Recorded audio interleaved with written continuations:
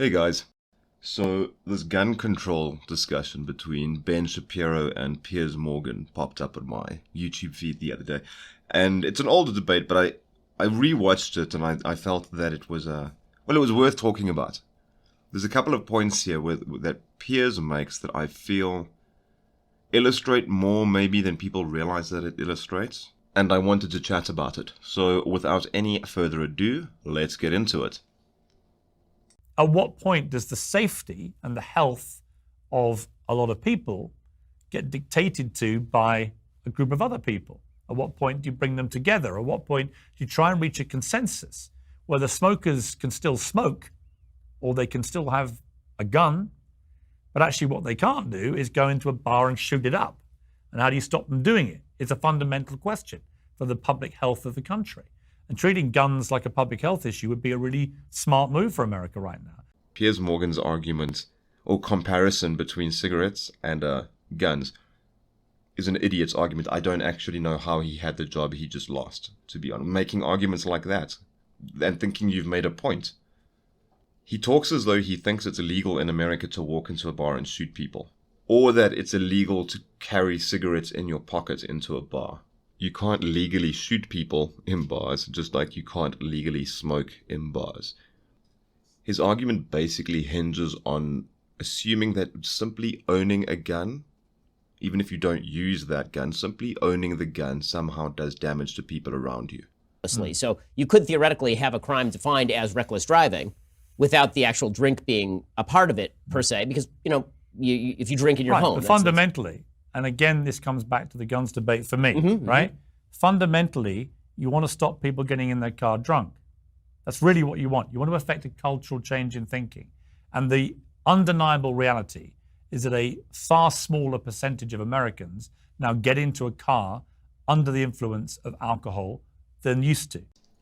Okay, so Ben and Morgan are arguing drunk driving laws as a stand-in for the gun control debate. And the reason they're doing this is because it allows them to get a feel for their own and for the others' fundamental values, the values that underpin their positions in the gun control debate. And that's what makes it interesting, because it gives you a little bit of insight into where their opinions on this issue are coming from. Now, Ben's position, and I somewhat agree with it, I favor his side in this argument. His position is that you could, in theory, write laws that would tackle drunken driving without specifically mentioning alcohol or even drunk driving itself. Now, how I imagine this would play out, I don't know, I'm not trying to speak for Ben, but an example of how this would play out, I imagine, would be you would have reckless driving laws, which he does mention.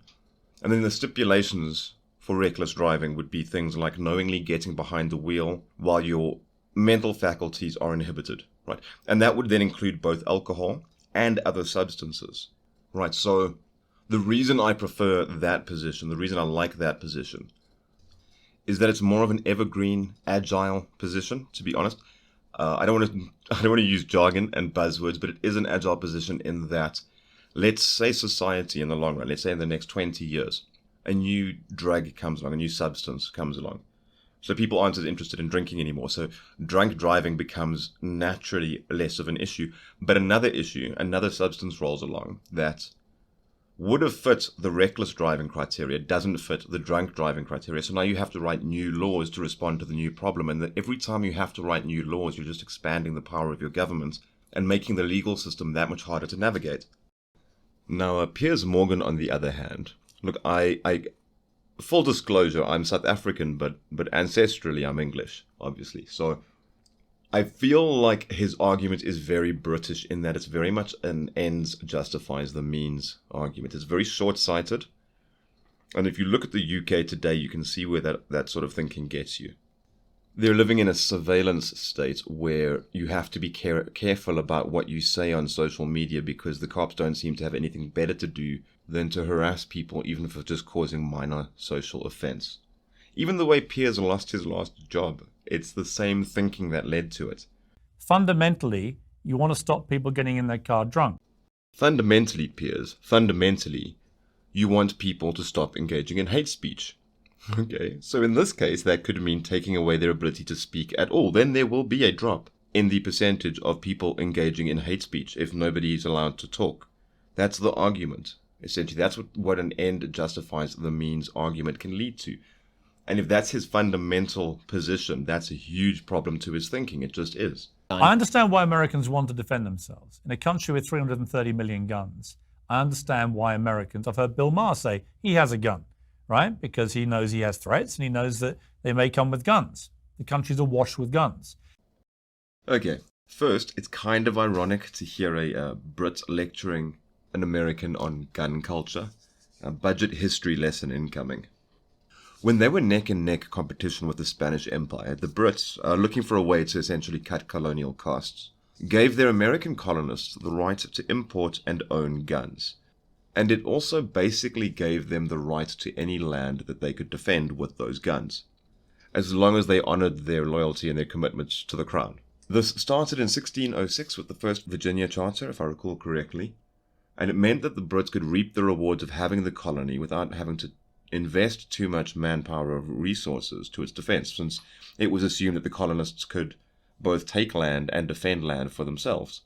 They had the means and the motivation. So basically, my first point here is the British planted the seeds of American gun culture. A Brit really should be speaking with a bit more knowledge if he's going to lecture an American on this particular topic. And then secondly, did you notice that his point here is basically that Americans want guns because Americans have guns? It's a silly point, but also if someone is breaking into my home, to be honest, I want a gun in my hand whether the burglar has one or not.